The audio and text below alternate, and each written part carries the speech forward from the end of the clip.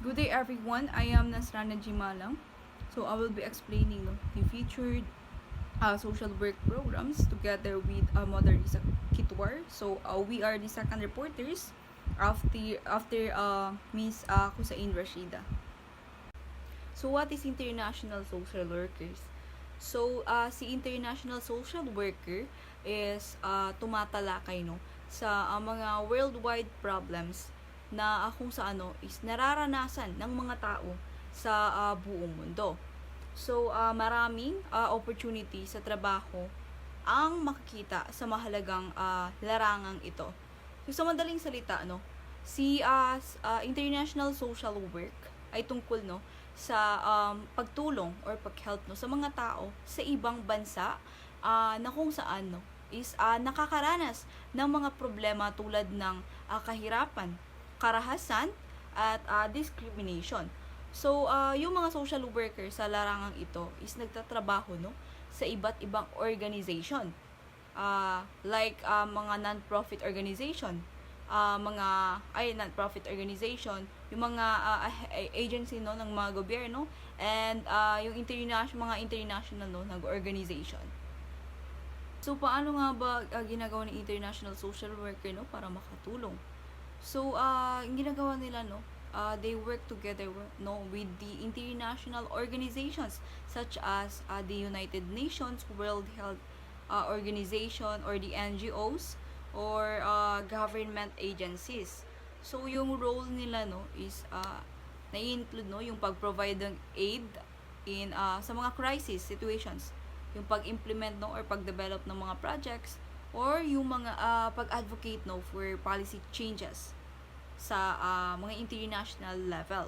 So just for example an international social worker might work sa organization like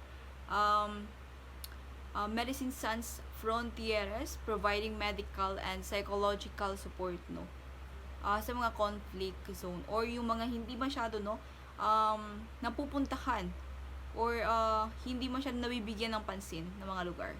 So now let's proceed kay global social work. So ito naman is my broader perspective with the focus on understanding and ina-address yung mga issues that have global implications, such as yung sa climate change, global inequality, or transnational migration. So itong approach na ito is often more holistic and systems oriented. So paano nga ba nila ito ginagawa? So si global social work is nag-engage sa mga research or policy development and advocacy on a global scale para they work to influence international policies and practices. So yung trabaho nila is nai-involve sa pag-analyze ng global trends and yung impact sa mga various populations.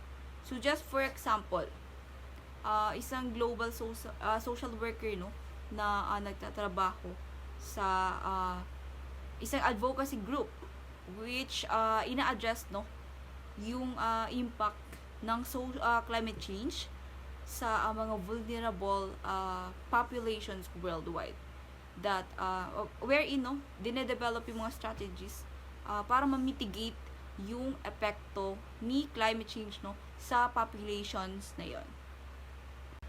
So to conclude, si international social workers is tulong siya na direct, while si global social workers naman is pangmalawakang tulong siya. Pag sinabi natin pangmalawakang tulong, maraming taong affected across many countries. But then yung dalawa na yun is ang aim niya lang is to improve social conditions and promote justice. So now let's proceed sa featured social workers programs. First is meron tayong foreign assistance for international social workers. that refers no sa mga provision of direct services and support to individuals, families, and communities in countries that facing various challenges. So, yung mga challenges na yun, no, uh, is a range, no, from natural disasters and humanitarian crisis to poverty, conflict, and lack of access to basic services. So, examples of or example of foreign assistance in action is international social workers no, that operate in diverse settings, providing a wide range of services. So, for example, yung post-disaster relief na nangyari no, sa noong 2010 earthquake no, in Haiti. No, international social workers rushed to provide assistance and aid in rebuilding efforts. So, their services included, nag-rebuild sila ng housing no, for displaced families. Next is connecting individuals and families to resources such as food, water, and medical care. The next one is replanting farms destroyed by the earthquake, providing educational opportunities for local children. They offer grief counseling to those who lost their loved ones, and meron din silang refugee support no, wherein si international social workers will provide essential support to refugees displaced by conflict or persecution. So yung support na yun no, is included yung pag-provide ng shelter nila and basic necessities, yung pag-facilitate no sa mga para maka-access sila to legal services and immigration assistance. Nag-offer din sila no ng psycho-social support to help refugees cope sa mga trauma nila and para maka-adjust no sa bagong environment, and they promote integration into host communities. So the next one is gender equity. So the international social work goes beyond simply treating everyone the same. So they acknowledge no the historical and social disadvantages that faced no by women, transgender individuals, and yung mga non-binary people that aims no to create a level playing field for all, kumaga para equal no. So this involves yung pag-address no ng power imbalances, wherein nire-recognize no and dinidis mantling yung perpetuate no ng male dominance and privilege. The next one is nagpo-promote sila ng women's empowerment, wherein nagpo-provide sila no sa mga babae ng resources and opportunities para makontrol nila yung sarili nilang buhay and para ma-achieve nila yung full potential nila. So, for example, no, promoting gender equality in education. So, si international social work, nag-advocate sila no, for equal access to education para sa mga babae at lalaki. So, recognizing that si education is a fundamental human right and a key driver of gender equality. So, this may involve working with schools and communities para ma-address yung gender disparities in enrollment and retention rates. The second one is promoting girls' leadership and participation in education and decision-making processes. So, sunod naman is yung pag-develop no, sa curriculum and teaching materials that challenge gender stereotypes and promote gender-sensitive learning environments, opportunities. So the last one I explain ko is about child rights. So si International Social Work is naniniwala that every child deserves a safe, healthy and fulfilling life. So yung commitment na yun is reflected in the field's dedication to upholding child rights, which are the fundamental rights and freedoms that every child is entitled to, regardless of their background, nationality, or circumstances. So, child rights are a set of universally recognized principles that ensure the well-being and development of children. So, yung rights na yun is nasa United Nations Convention. Belong siya sa United Nations Convention on the Rights of the Child, or the UNCRC, the most widely ratified human rights treaty in history. So, si UNCRC outlines 4 core principles that guide the implementation of child rights. So, the first one is non-discrimination. Every child has the right to equal treatment and opportunities, regardless ng race nila, yung gender nila, religion, disability, or any other status. Next is best interest of the child. So, all decisions affecting children should prioritize yung well-being nila and yung development nila. The third one is right to survival and development.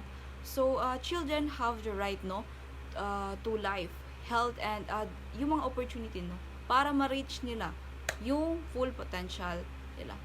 And the last one is the right to participation. So, children have the right to express their views and have those views considered in decisions na nakaka-apekto sa kanila. So, one of the example is protecting children from exploitation. So, si international social workers is nagpa-play ng important role in combating child labor, trafficking, and sexual exploitation. So, kasali na dito yung pag-work sa governments, kasama ang governments and communities para ma-enforce mga laws against child labor and trafficking. Next one is yung pag-provide ng support and rehabilitation sa mga bata who have been victims of exploitation.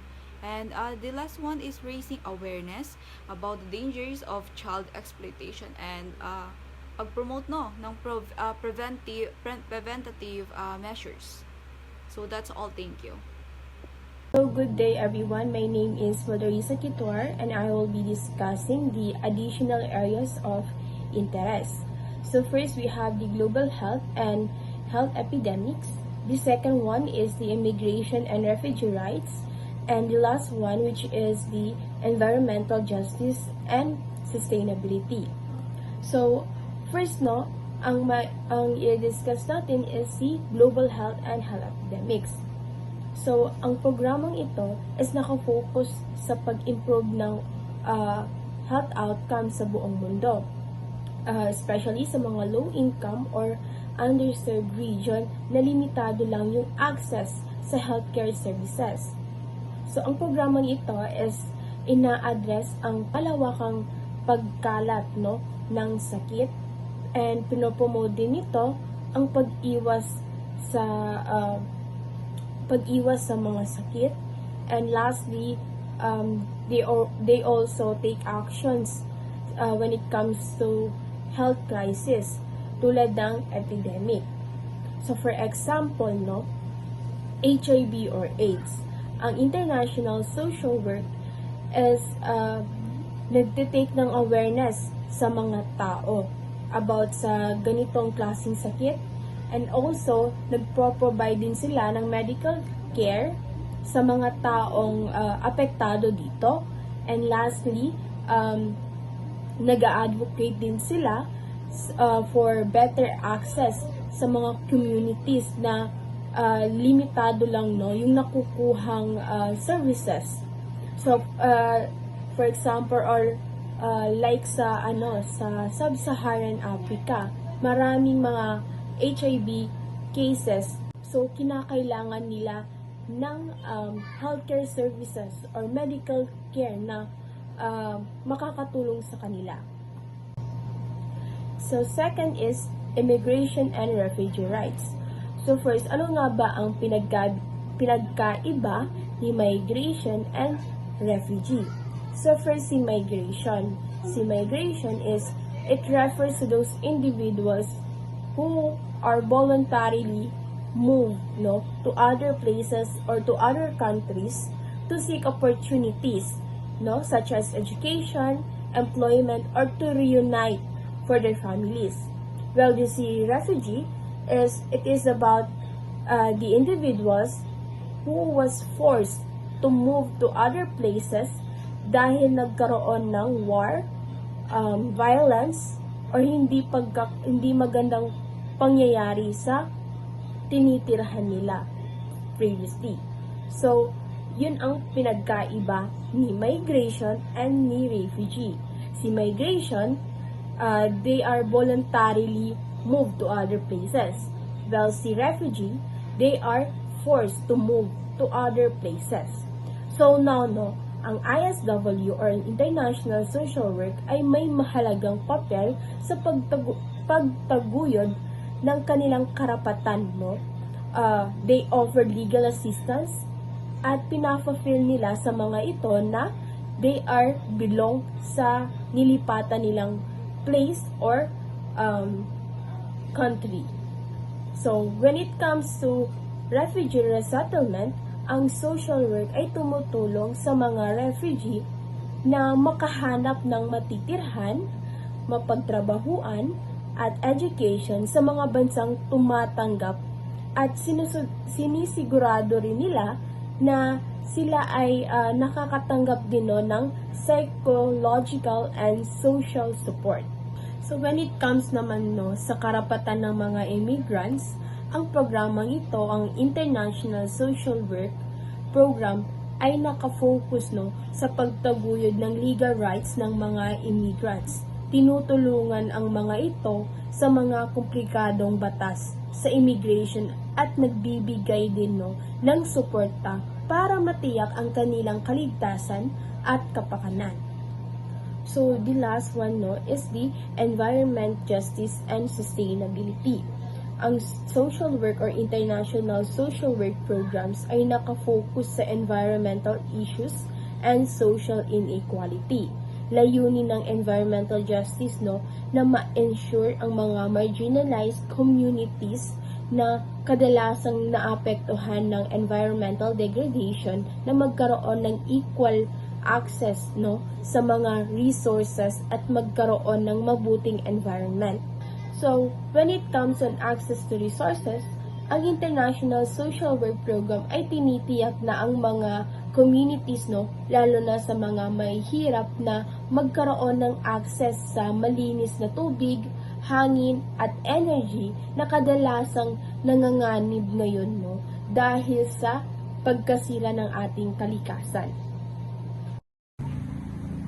So, ang programang ito ay sumusuporta rin sa pag-unlad ng kasalukuyang pangangailangan habang ini-ensure din na ma-fulfill din ng susunod na henerasyon ang kanilang mga pangangailangan. Kasama rito ang environmentally sustainable practices and policies na nagpapahalaga sa human right and social fairness. So yun lamang po para sa additional areas of interest ng international social work.